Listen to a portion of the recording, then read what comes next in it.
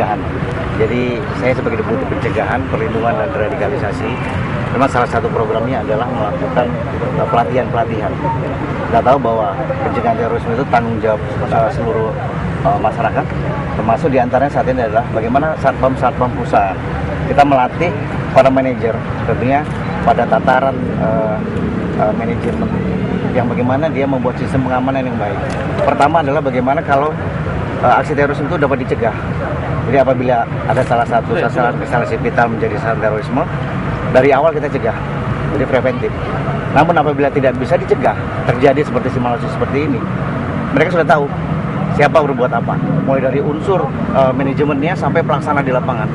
Nah, itu yang kita ingin lihat, sehingga apabila terjadi pun aksi terorisme nggak mampu dicegah, meminimalisir kerugian, ya baik personil maupun material. Tapi kalau bisa ya sedini mungkin kita cegah. Jadi para satpam ini kita bekali dengan pengetahuan dan keterampilan, karakteristik dan pola aksi terorisme, kemudian bahan-bahan yang digunakan, kemudian spesifikasinya, sehingga sejak awal mereka bisa mengetahui.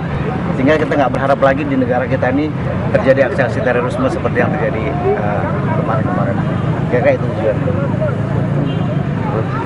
Dan ini kan banyak kali kan di pemeriksaan yang dilakukan oleh satuan pengamanan dilihat sering cuma hanya temporary gitu. Jadi kalau ada kejadian baru ada pemeriksaan. Nah, gitu. itulah. Ini gimana? Ya, baik. Memang itu fakta yang terjadi saat ini. Jadi kita tidak menginginkan hal seperti itu lagi. Jadi sebetulnya upaya pencegahan itu berlaku setiap saat. Tidak boleh apabila ada aksi baru kita sibuk memperketat.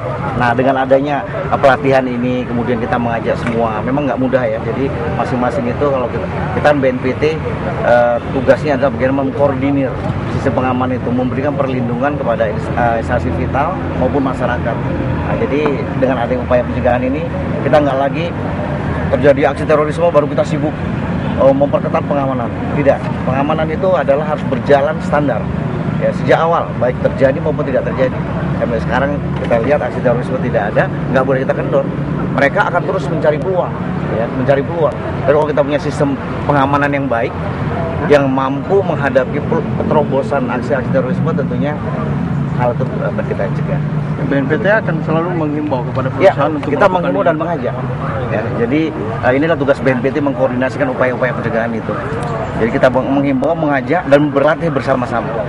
Ya, sehingga nanti standarisasi ini sama semua. Apakah itu di bandara, di pelabuhan laut, di hotel, di mal-mal, di mana tempat masyarakat banyak berkumpul.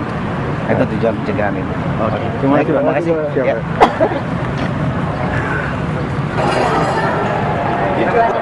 Tujuan simulasi pelatihan ini adalah memberikan pemahaman baik kepada para manajer sekaligus perusahaan, karena salah satu tugas kami adalah bagaimana mencegah aksi terorisme yang terjadi di gedung-gedung sekitar seperti bandara, pelabuhan laut, kemudian tempat-tempat masyarakat, sehingga tidak terjadi lagi korban yang besar.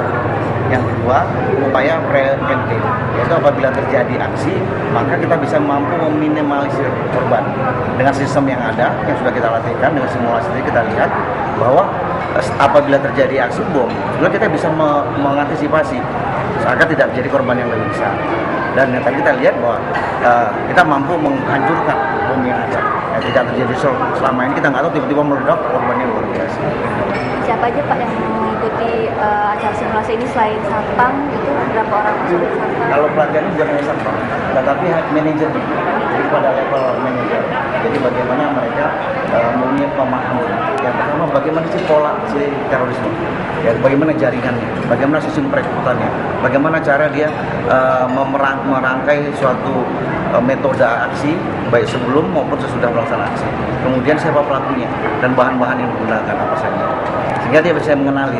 Nah, baru setelah itu baru dia bagaimana peranan semua unsur-unsur pengamanan yang ada.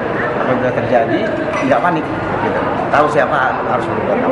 Kalau ini di satuan keamanan yang dalam simulasi ini berapa orang Pak? Ada sampai hitungannya ada 60 kementerian dan lembaga maupun perusahaan-perusahaan. Nah, kita berharap dengan pelatihan ini maka mampu merangsang mereka, ya, untuk sama-sama mari kita ini tanggung jawab kita bersama.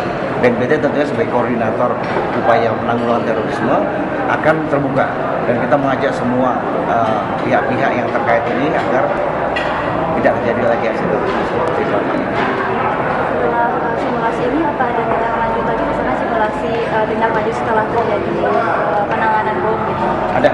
Jadi pesan simulasi ini juga, kemudian bagaimana simulasi apabila terjadi aksi bom, menimbulkan korban yang sangat besar, kemudian kepanikan masyarakat. Selama ini kan nggak jelas, kita panik, kita bingung. Nah, kita akan latihkan bagaimana peranan daripada Satpam, peranan dari Satpol PP, bagaimana peranan dari Gegana, peranan dari Binmas Polri, dari TNI. Jadi masing-masing punya aturan. Itu kita susun dalam satu SOP. SOP bagaimana menghadapi aksi terorisme baik sebelum, pada saat terjadi maupun setelah terjadi. Jadi ada simulasi Ada lagi, ya. Dan kemudian kita harapkan ini dikembangkan di perusahaan masing-masing. Mereka kan punya pusat pendidikan latihan, punya metode untuk membantu mengamankan. Jadi ya kita berharap ini dikembangkan terus, ya. Sehingga rasa awas, awareness itu muncul di semua.